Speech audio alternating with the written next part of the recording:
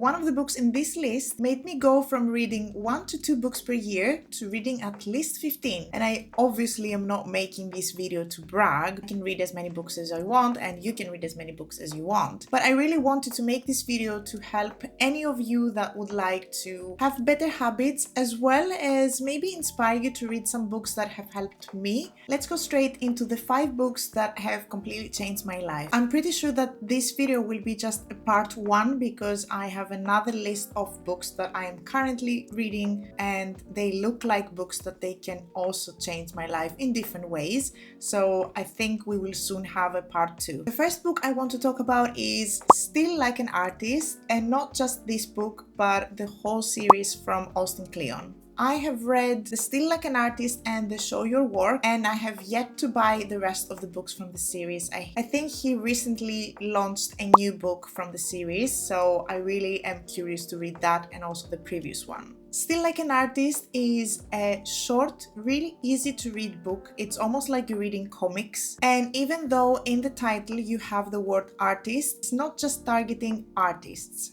It's more about the ideas that we come up with in any form and in any industry. The core concept of the book is to teach us that no idea is completely original and we all come up with new ideas with inspiration from others. He also talks about the right way to get inspiration and what's the difference between getting inspiration and copying someone else's work. He's also talking about the best way to find your voice, and it's obviously by just doing the thing you want to do. Even if you're not an artist, I definitely recommend you read it. The second book I want to talk about is called The Deep, and it's by Seth Godin. He has written so many incredible books. This book is really important for anyone that is struggling to figure out if what they're working on is really worth pursuing. He's talking about the deep, which is basically while you're working on a goal and a dream, you will most likely go through the lowest. And if this goal is worth pursuing, then you just have to ride it so that you can go to the highest points and you can achieve the things you want to achieve. This book is exactly what I wanted to read and what I needed to read because of my journey on YouTube, because I am fairly new to YouTube. Channel is very small, so I had to figure out if it's worth pursuing. It's definitely worth it, and that's why I am just riding the deep so that I can focus on the end goal and just enjoy the journey and learn along the way. The third book I want to mention is called The Mountain Is You by Brianna West, and it's all about self-sabotage. We are so many people, most people are self-sabotaging. We are our worst critic and we should know better. She's basically talking about how we are unconsciously blocking our potential and how to fix that and how to rewire our emotional patterns to achieve what we want to achieve without being our worst enemy. I loved this book and it's one of those books that I will definitely read again and again in the future. The next book is the only book that I am suggesting to everyone and anyone I ever meet. I bought it on Kindle, audiobook, as well as a physical copy, and it's Atomic Habits by James Clear. It's the book that I mentioned in the intro, the one that helped me to go from reading 1 to 2 books to reading at least 15 a year and creating an amazingly healthy habit for me. I don't know how many things I can fit in this video about this book. I might do a completely separate standalone video just for Atomic Habits because it has completely changed my life literally from the first few pages I read. In his books, James Clear is talking about so much research and he has resources and just such good value every page and so many actionable steps. He talks about the right way to build habits or stop habits. He talks about all the different methods that you can use, from very mild ones to really extreme ones. For example, at some point he's mentioning one of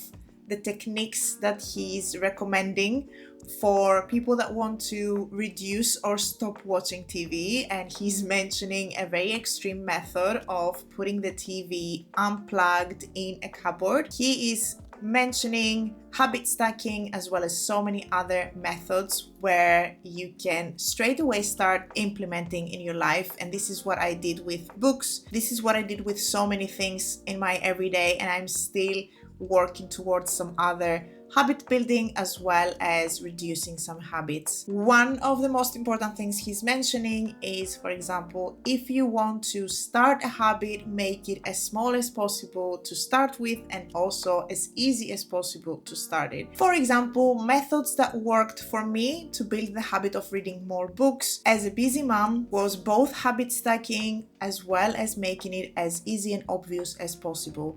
The habit stacking worked for me when I go to bed, I put my phone away and I immediately go to reading a book. It doesn't matter if it's going to be 1 page and I fall asleep, or it can be 100 pages. I always read every night. The part where I make it as obvious and as easy as possible is in bed. I always struggle to read physical books because of the way you hold the book and you lay down, or you lay kind of in an angle and you kind of get tired, your hands get tired, or your neck gets tired. So I made it as easy as possible for me. In bed, most of the nights I read on my Kindle, and I made it extremely easy by buying a stand for a tablet that I have always next to my bed. And also I have bought a Kindle remote control, and this way I can read in bed from any different position that I am laying and I never get tired. But sometimes I sleep with the book here, and then when I wake up I get scared. So if you decide to choose to read one book from this list, make it the Atomic Habits book. Last but not least is none other than Mind Magic. It's by Dr. James Doty. I was always very interested and curious about mindfulness as well as manifestation, and I've watched a few videos on YouTube and I've read a few different blogs and a few different books about it. But I also have a very realistic and very skeptical husband, and he's also a science guy. So every time I mention manifesting, I always have the questions: what do you mean by manifesting? Isn't it the same as just wishing or praying for something? And how does it work? And he's always asking me for scientific proof and scientific research. So I set it up as a goal for me to find the resources and find the scientific proof on manifesting, and that's when I came across James Doty and Mind Magic, as well as his first book, Into the Magic Shop. I am now reading Into the Magic Shop, and it's already looking like a really nice read. But I read Mind Magic and it's completely changed the way I'm thinking. It has changed my mindset and the way that I am thinking of the future, thinking of the present. He talks about neuroplasticity and what happens to our brain when we are thinking of something very intensely. And he also says in every interview that I have watched, because I've watched all of his interviews on YouTube, and I guarantee you would want to do that as well. He always talks about the fact that even though we might not know yet what manifesting is, we actually manifest things that we have in our life. And unfortunately, because we don't know what manifesting is and how to achieve it, we manifest the wrong things. So when we doubt ourselves, and when we talk down to ourselves, and when we talk really badly about ourselves, and we say or think that we're not worthy of something, we are actually manifesting things that we are not worthy of. So in his books and in his interviews, he has found scientific proof, because he's a neurosurgeon and he knows so many things about the brain and how it works, and how to recalibrate it in a way that will help you to achieve your goals. And I absolutely recommend this book 100%. I think it's one of the greatest books that you can read to understand your brain and to also rewire it in a way that will help you positively. So while I was filming this video, I realized that these 5 books have something in common, and it's not just that they are self-help books. All of these books are kind of bridging the person that you are at the moment and the person you are trying to be. So I think that says a lot about these books. I definitely recommend all of them, but let me know down in the comments if you have read any of these books or if you have any more recommendations. I'm always up for reading new books. I already have way too many in my home library and my Kindle that I want to read. If you like this video, don't forget to give it a thumbs up and also subscribe. I'll see you in the next video.